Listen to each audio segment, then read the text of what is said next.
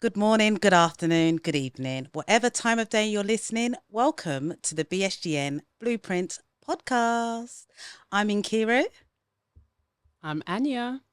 I'm Jane. And I'm also Jane. So today we're going to be talking about your network.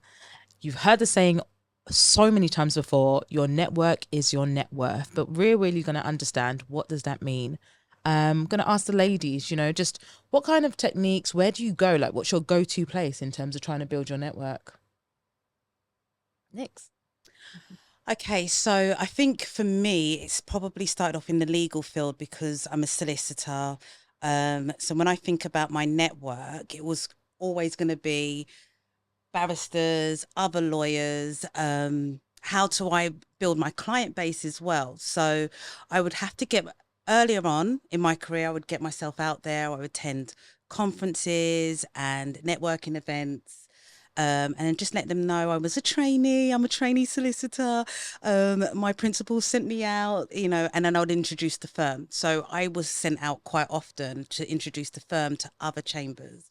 And by that, I would then build a network of other barristers. And a lot of the barristers that I've had long relationships with have been from when I was a trainee solicitor. So I would attend events, introduce the firm that I was working for, and then take contact details, and we would then build relationships. And when I got to a position in which where I could instruct my chosen barrister, I would then lean towards the ones that I've built relationship with. So for me, in the legal field, it started off with going to conferences. We have professional development conferences all of the time. It's something is required for the Solicitors Regulation Authority for us to continuously develop in our practice areas. So that was one of the ways in which I started to develop my network. How would you hear about the events that you actually go to? So because we have to do CPD, there's often emails that are flying around with different events. So the principal solicitor would usually get an email with conferences that are taking place and then send out the trainees to go and attend. And actually some firms will then ask the trainees, okay, my firm does it in particular, we would ask the trainees then to come back and report back to everyone else what they learned in the conferences. Oh, nice. So before COVID, it used to happen a lot. So you'd have lunch, it would be a really good day. I really used to enjoy going to the conferences. Post-COVID, not so much. And we're only now trying to get back into it where you can physically go to a conference, meet other solicitors, meet other barristers, meet other trainee solicitors as well. And you find out from them how they're getting on and whether there's any new vacancies available. So that's how you generally would find out. So it would be like an email spam that's going round. You've touched on something really key there, which is pre-pandemic, post-pandemic. Big difference, isn't there? So different now, isn't it? Yeah. What's it been like for you in terms of your... I mean, I had two different experiences. So as a professional, I am a chartered secretary. So we're part of a register. So if you're looking for any other professionals in your network, you just go on a register and we're all there. So we always used to get emails, forums, quarterly, annually, events that we could attend. And then also we had a CPD, so you were forced to go to a number of things a year in order for you to be having the prerequisite amount of training and events that you're attending. So that was very easy. And when I was working in the corporate, I worked in the Lloyd's of London market, and we had events weekly where they used to schmooze us and we used to network, and they used to do like lunch and learn sessions as well. So we would have so many lunch and learn sessions, and it was so good to just network with your colleagues. And that's how we did it, both vertically and horizontally. When I pivoted into entrepreneurship, completely different experience. There was nobody initiating that contact. Yeah. You're in the furnace by yourself. Wow. Yeah. So, and my experience of being an entrepreneur around other Black people is people say, if you need anything, let me know. Yeah. But the reality of it is you're by yourself, and you have to learn everything by yourself, and you have to be very intentional in seeking information, seeking the right people, and just doing a lot of research yourself, because the reality is a lot of people are busy running their businesses. They don't have time to say they're going to sit down with you and give you everything. And also, you shouldn't really expect them to. So initially, I felt a bit aggrieved that, oh, you know, this person does this business, why they're not helping us, why they're not doing this for us. But really and truly, they've slaved, they've committed a lot of time, a lot of investment to get where they are. They can't just hand you everything. Yeah. So for me, that expectation that people were just going to give me the answers just wasn't there. Yeah. And I didn't realize at the time that I was going through that process because God was building my character as well. And he was teaching me that if you're in a business, you're going to have to be problem solving constantly. You're going to have to be learning and being intentional about your learning constantly. You're not going to always have the answers to your issues just landing on your lap like that. So yeah, I mean, my professional network as an entrepreneur was non-existent for a long time because I was just busy just being operational, being strategy, being frontline, being backline. Yeah. It was just a lot. I didn't have time for that. But I think as time progressed and, you know, you recruit more people and you can delegate and you have more time to invest in your knowledge and your network, then I was able to attend more events. But again, COVID hit and everything was online, which I found easier because taking time out of my day to go to events wasn't always possible, as well as picking up my kids from school or doing everything else I had to do. So just attending sessions online just felt like more conducive for me and my lifestyle at that time. Yeah. Okay. So it's only when, my business the structure of my business completely changed and I was no longer required on the front line as much as I was in the beginning, then I could actually go online and look for events and look for certain networks and actually look at professionals in my field doing great things and be like, look, I want to reach out to them. I want to be intentional and just ask to go for a coffee or, you know, just send them an email and say, look, I'm facing this challenge. What are your ideas about this? Can we just brainstorm? That type of thing. But that didn't come to quite later on in my professional journey. Yeah. Oh, thanks for sharing. Do you know what? Actually, you guys have given me so much insight since we've started this network because I've never actually considered building a network. I've never been in a standing where actually I understand the value of my network because my network's always been so split where it was, okay, it might be a network in property, it might be in STEM and it might be in medical, but it's never really come together as much as I needed it to. So I mean, you know, I'm a busy bee. So if I go to a networking event, I'm talking to everyone. But then it's like, okay, so what do you do now with this information? What do you do with these contacts? How do you actually take this to the next level? But I've never really utilized it. And now I'm like, there's so much value in it. Yeah, And definitely. it's amazing what we've done. But I'm going to come to you, Anya, because honestly, you have an amazing network. You know some amazing people. And literally knowing you for such a short space of time, I want to like fully understand, like you must fully understand what the value is in having a network. It's so crazy that you say that, yeah, because it's weird. I see my kind of life or professional life in kind of 3 different stages. So there's the first stage, which is when I was young and I was modeling and I was going to this event, that event, networking. Didn't realize I was networking, and meeting a lot of people. And obviously they were adding to my network. But then the middle phase of my life was when I went into teaching, and when I was teaching, I don't think I did hardly any networking, because when you're in that profession, and I was assistant head teacher, you're very much, your day is just your school. You're very much just in that building, and it's about those kids. It's not about building your network. It's about getting them the best outcome. So I didn't do much networking, but one thing that I did do is, and I remember saying this in my leaving speech when I left, is that everybody that I came into contact with, I always showed kindness. And then I only realized the value of that when I went into my now profession, where networking became really important. And I've drawn on my networks from the modeling industry, the people that I was kind to, because if you think about a school, you're meeting so many people, even the students, like the students are part of my network as well. And some of them are like close to 30. So crazy having kids.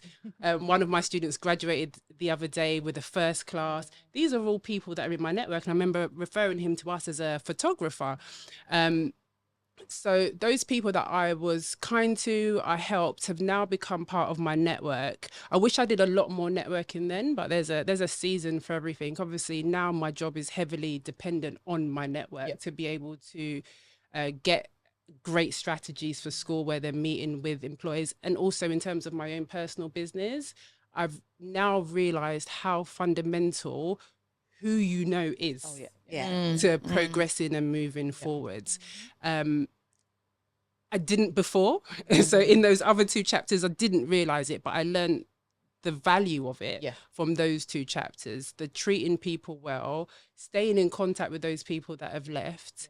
And then now looking at, firstly, how can I help those people that helped me along the way, your sister being one who's part of my network, and how can I really leverage the skills and support those people, and how can they also support me in my journey. So now I really understand how important it is to have a really wide and vast network of people from lots of different areas. The people that I know aren't just from education, they're from so many different fields. Amazing.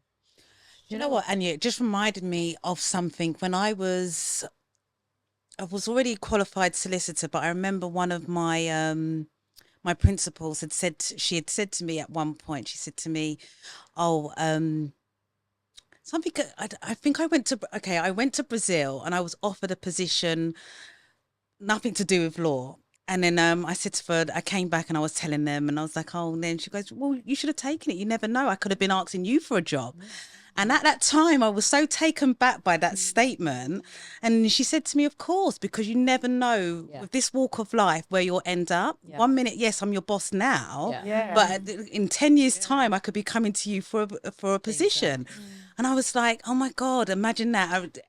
But it reminded me of that element of just putting yourself out there and making those connections, because you never know when you're going to meet someone and when you're going to need someone as well.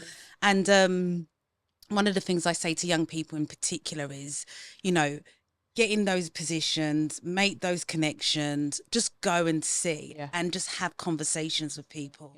And where you can, try and be as memorable as possible.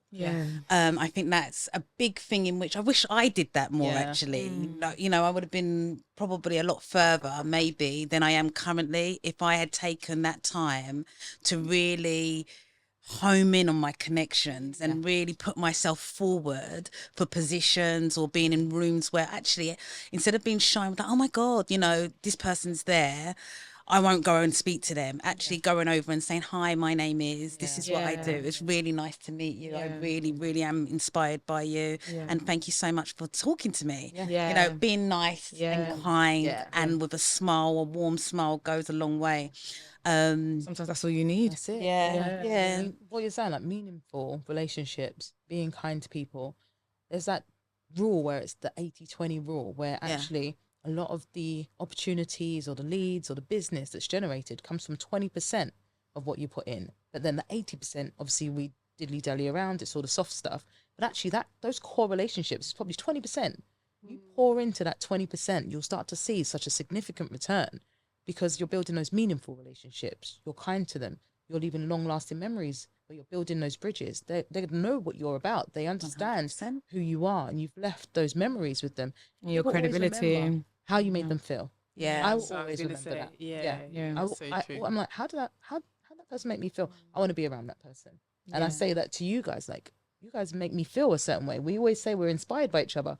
We give each other a certain level of energy. It's like, think about those people in your network, you know, like, actually, who do I want sitting with me? And we always say when we're on our islands or our yachts, who do I want to look left, I want to look right and see. Ultimately, you know, these are the people that we want to build with. That's why our network is so important. So true what you're saying, actually, because I remember all these years I didn't think I was networking, as Anya said, but when we started the network and we were looking for elevators, I didn't realize all these powerful women in my network.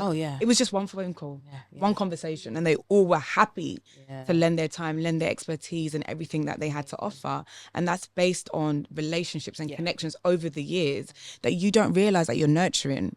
Just by you being kind, being present, being respectful, and also showing up for people in their season as well. Exactly.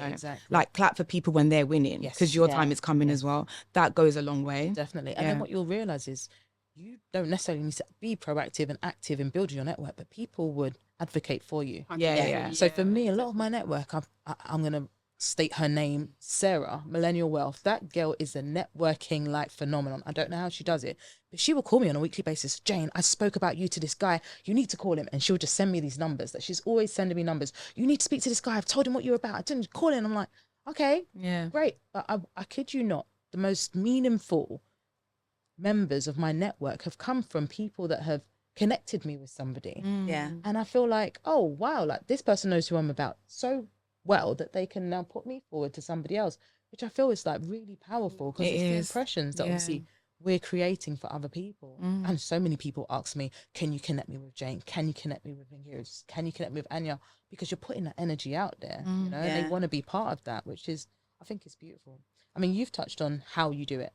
Yeah. You know, what kind of resources you guys using? Because I know there's like social media. Would you just step in someone's DMs? Sarah Thomas uses LinkedIn a lot. Like, what are you guys doing? Well, we had recently Mr. Money Jar, and I DM'd him on Instagram. So and now he's now part of our network, you know. So yeah, sometimes I will do randomly. I might DM you. And sometimes I might put the feelers out. And reconnect as well. I actually quite recently got in touch with a barrister that I used to my firm used to instruct when I was a trainee, and I was like to him, we need to reconnect. We need to get, back in, in touch again, because I know a couple of other solicitors that use his chambers and use him as well. And I was like, oh my God, I know him. I used to instruct him all the time. But then you lose connections with people.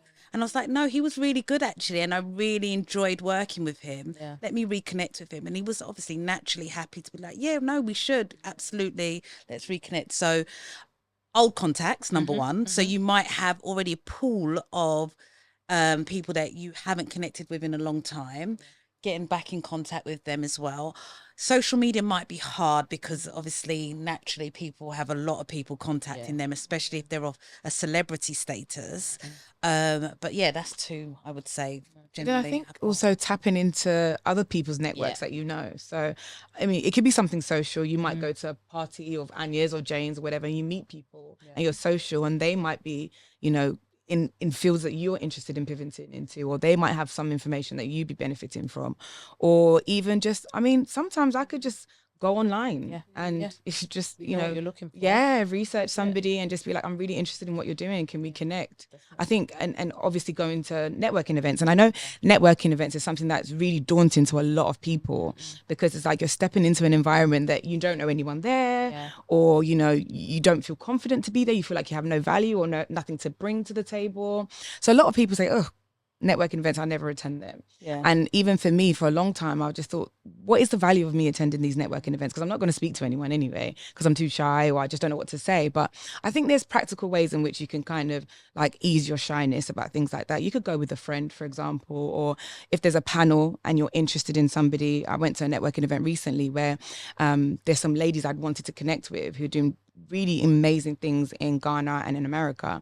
And I went there just to see them and to speak to them. So now they're now part of my network. And I think that's how, people should be when you're trying to develop your growth. Did you have to pluck up the courage to speak to them? Not now, no. But before I would have. No, do you know why I say that? Because I went to a networking event and I was introducing our network.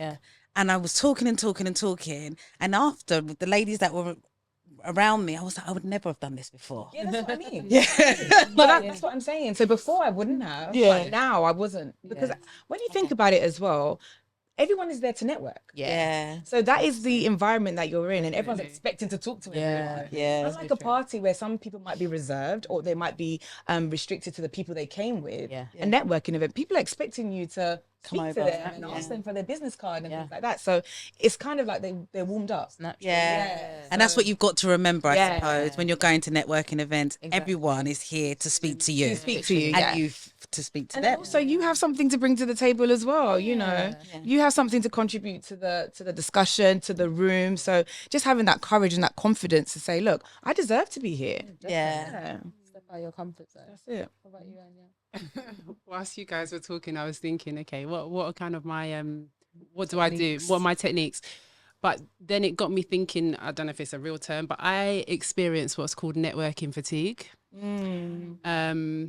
I don't know if it's certain times I don't want to go out and network, or I just want to just be at home. I don't want to Do you know what I mean? I don't want to go. And then when it's those moments, that's when I realize, now, Anya, go. Yeah. You need to Yeah. go. So that's one of the things I do. I try to firstly make sure I show up for people when it's their events. Really show up. And there's certain events that I don't necessarily want to go to. I'm like, I'm not really getting anything out of it for myself. And I catch myself and I'm like, no, that's not the mentality you should have. Certain times you show up for those people, or you don't know what opportunity is going to present your way. I'll give you a classic example. Yesterday, my big boss was leaving. It was a really, really heavy day at work. Had quite a few crises that happened, and I just wanted to go home. It was his leaving do. This guy has been really instrumental in my life, in my journey. And so I said, you know what? Just go. I went home and I was like, just go.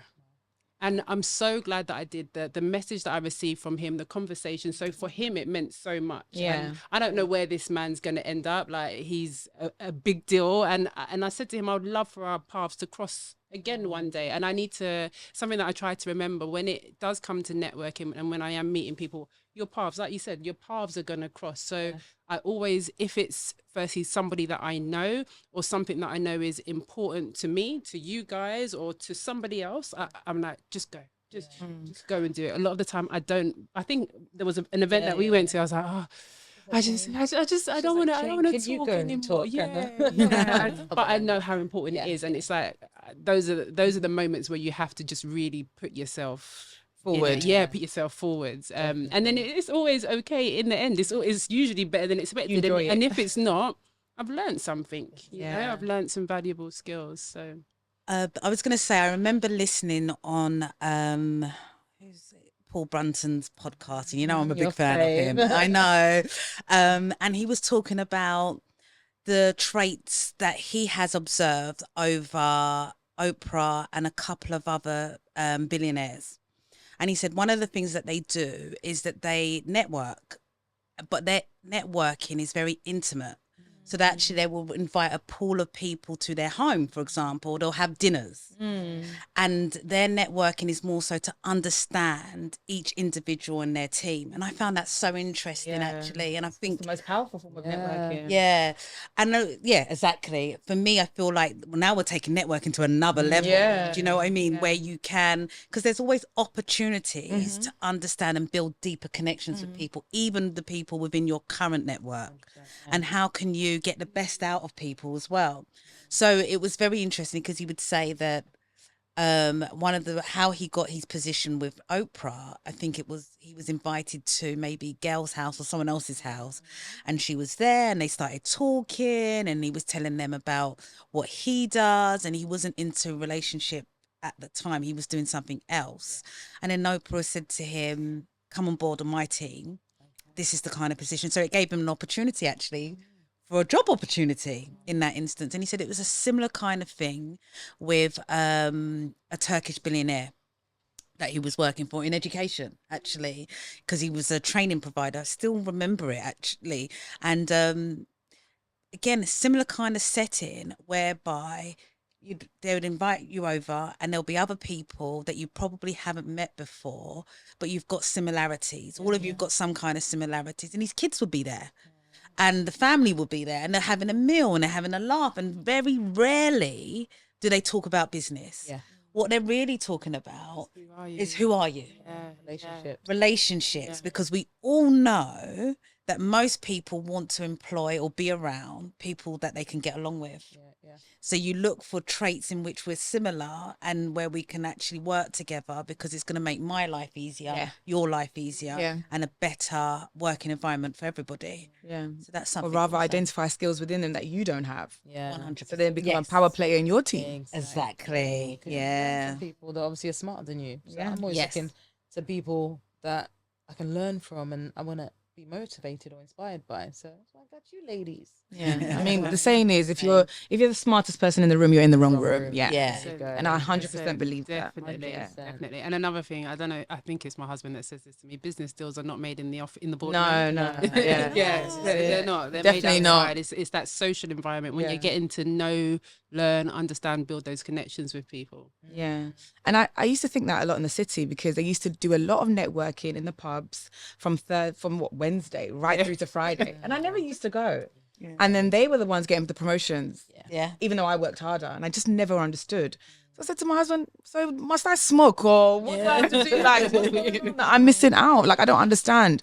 But I just realized that you're not putting yourself out there. These people don't actually know you. So when they're discussing who's going to get promoted next, you're not front of mind. Because the people that they're mixing with and they're socializing with, they come to mind. Yes. So you have to be mindful of that as well. But that all lends to this pay gap. Yeah. Because if you're not there and you're not in the mindset, You're not in the mindset. you're less likely to be there because.